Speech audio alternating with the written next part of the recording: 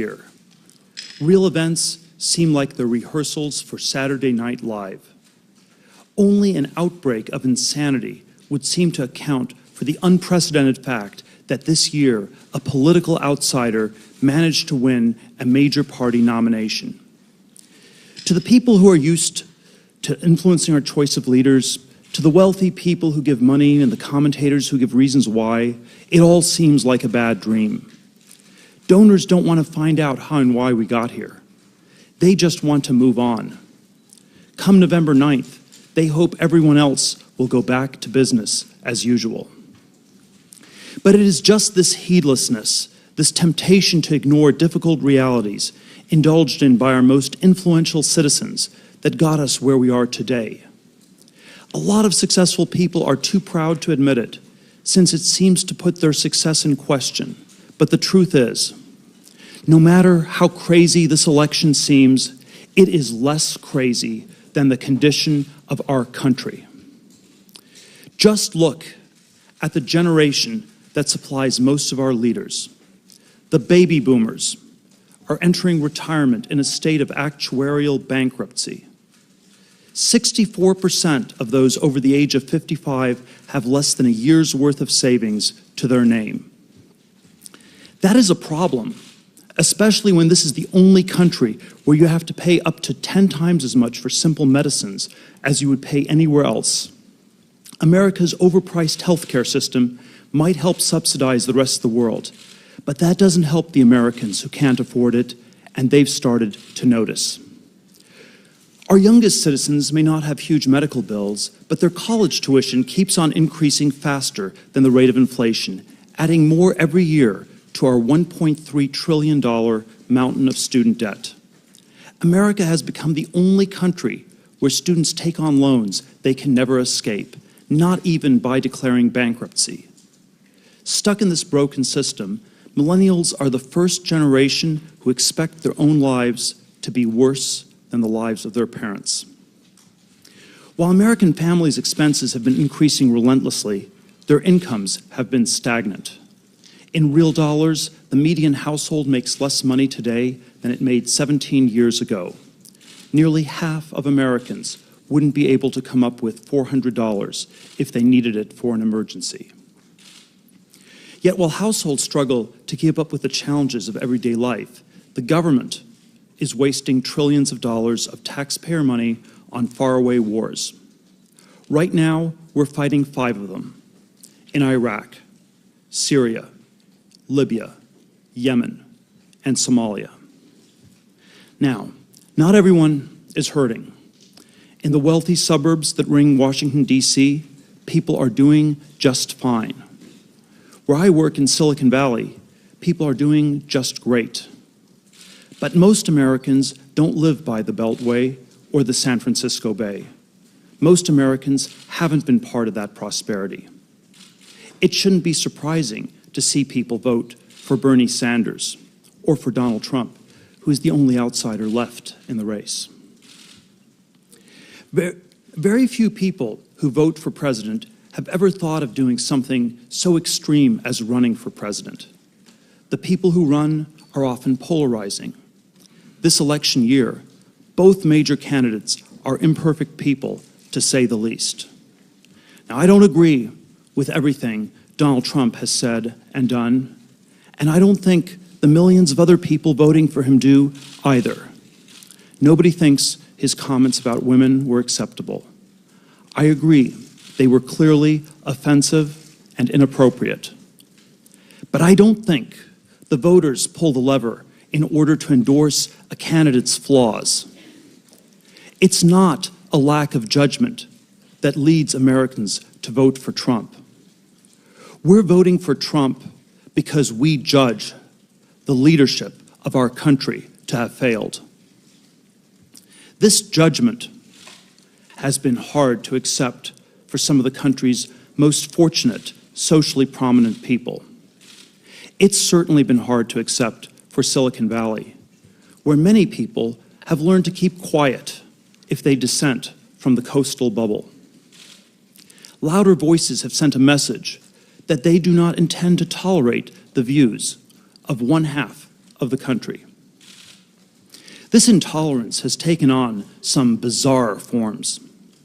The Advocate, a magazine which once praised me as a gay innovator, even published an article saying that as of now I am, and I quote, not a gay man, unquote, because I don't agree with their politics. The lie behind the buzzword of diversity could not be made more clear. If you don't conform, then you don't count as diverse, no matter what your personal background. Faced with such contempt, why do voters still support Donald Trump? Even if they think the American situation is serious, why would they think that Trump, of all people, could make it any better? I think it's because of the big things that Trump gets right. For example, free trade has not worked out well for all of America. It helps Trump that the other side just doesn't get it. All of our elites preach free trade. The highly educated people who make public policy explain that cheap imports make everyone a winner, according to economic theory. But in actual practice, we've lost tens of thousands of factories and millions of jobs to foreign trade. The heartland has been devastated. Maybe policymakers really believe that nobody loses, or maybe they don't worry about it too much because they think they're among the winners. The sheer size of the U.S. trade deficit shows that something has gone badly wrong. The most developed country in the world should be exporting capital to less developed countries. Instead, the United States is importing more than $500 billion every year. That money flows into financial assets, it distorts our economy in favor of more banking and more financialization, and it gives the well-connected people who benefit a reason to defend the status quo. But not everyone benefits, and the Trump voters know it. I think Trump voters are also tired of war. We have been at war for 15 years, and we have spent more than $4.6 trillion. More than 2 million people have lost their lives, and more than 5,000 American soldiers have been killed. But we haven't won. The Bush administration promised that $50 billion could bring democracy to Iraq. Instead, we've squandered 40 times as much to bring about chaos. Yet even after these bipartisan failures, the Democratic Party is more hawkish today than at any time since it began the war in Vietnam. Harking back to the no-fly zone that Bill Clinton enforced over Iraq before Bush's failed war, now Hillary Clinton has called for a no-fly zone over Syria. Incredibly, that would be a mistake even more reckless than invading Iraq. Since most of the planes flying over Syria today are Russian planes, Clinton's proposed course of action would do worse than involve us in a messy civil war. It would risk a direct nuclear conflict. What explains this eagerness to escalate a dangerous situation? How can Hillary Clinton be so wildly over-optimistic about the outcome of war? I would suggest that it comes from a lot of practice. For a long time, our elites have been in the habit of denying difficult realities. That's how bubbles form. Whenever there is a hard problem, but people want to believe in an easy solution, they will be tempted to deny reality and inflate a bubble. Something about the experience of the baby boomers, whose lives have been so much easier than their parents' or their children's, has led them to buy into bubbles again and again. The trade bubble says everyone's a winner. The war bubble says victory is just around the corner.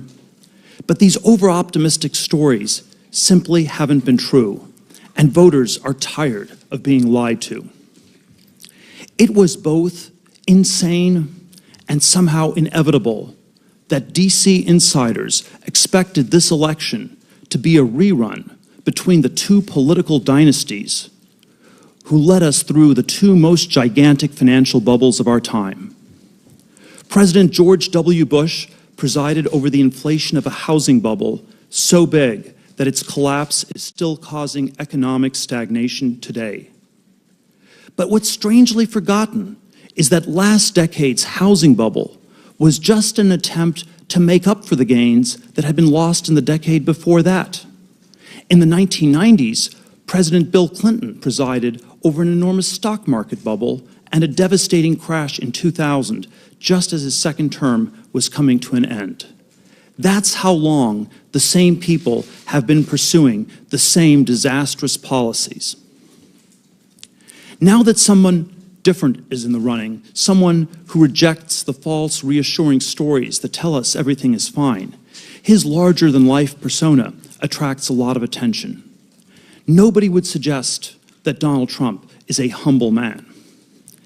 But the big things he's right about amount to a much-needed dose of humility in our politics. Very unusually for a presidential candidate, he has questioned the core concept of American exceptionalism. He doesn't think the force of optimism alone can change reality without hard work. Just as much as it's about making America great, Trump's agenda is about making America a normal country. A normal country doesn't have a $500 billion trade deficit. A normal country doesn't fight 5 simultaneous undeclared wars. In a normal country, the government actually does its job. And today it's important to recognize that the government has a job to do. Voters are tired of hearing conservative politicians say that government never works. They know the government wasn't always this broken. The Manhattan Project, the interstate highway system, the Apollo program, whatever you think of these ventures, you cannot doubt the competence of the government that got them done. But we have fallen very far from that standard. We cannot let free market ideology serve as an excuse for decline.